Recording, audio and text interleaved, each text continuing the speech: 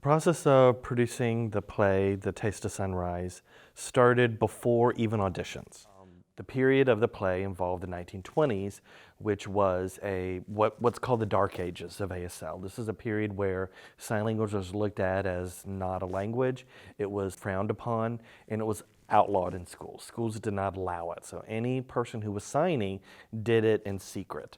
So that had to be shown. Deaf culture is one about sight lines. So everything is about what you can see. So people who are typically English-speaking people don't necessarily always think about what the sightline looks like. So we had to do it all to consultant on what looks visually appropriate, what is not visually appropriate.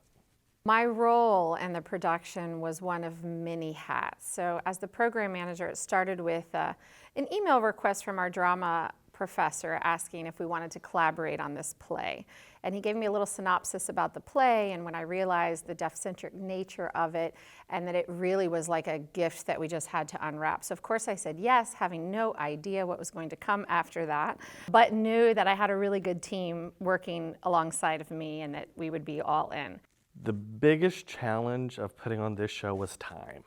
A typical preparation for a play involves an interpreter showing up to rehearsals maybe a couple of weeks before the premiere, going to a few rehearsals, and then they do the performances.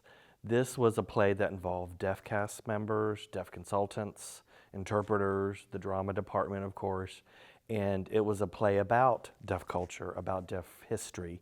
And so it involved a lot of consultation from the very beginning. So as a student, at the beginning of fall semester, my professor, JP, came to us and expressed how we would be involved in a performance. We weren't sure in the beginning if we were going to be participating in just rehearsals or if we would be actually interpreting during the play. If we were going to be just looking over the script and interpreting on our own time, it was kind of really up in the air about our role as a student and what we were going to be doing.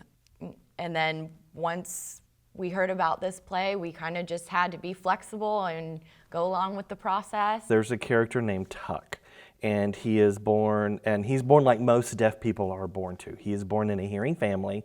That means a family who speaks English, who doesn't know sign language. And that family is his father. His mother has passed away already at birth, and the play starts when he's a baby and he has a fever. And because of that fever, he becomes deaf. And like most families with parents who speak and do not know sign language, they never hear about sign language and what it can do. So that Tuck gets raised without much sign language experience. It was when he was about 12 that he finally went to a school for the deaf, which believed in teaching oralism and speech and lip reading.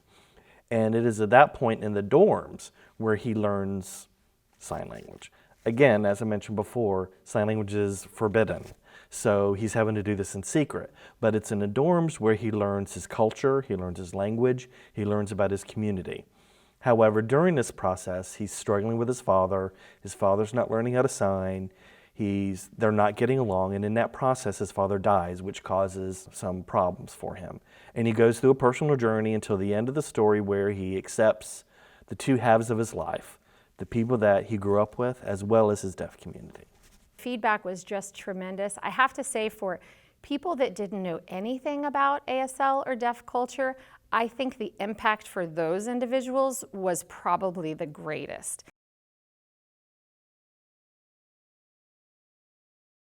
I think the meaning behind the title of the play is it really doesn't matter if you can't hear.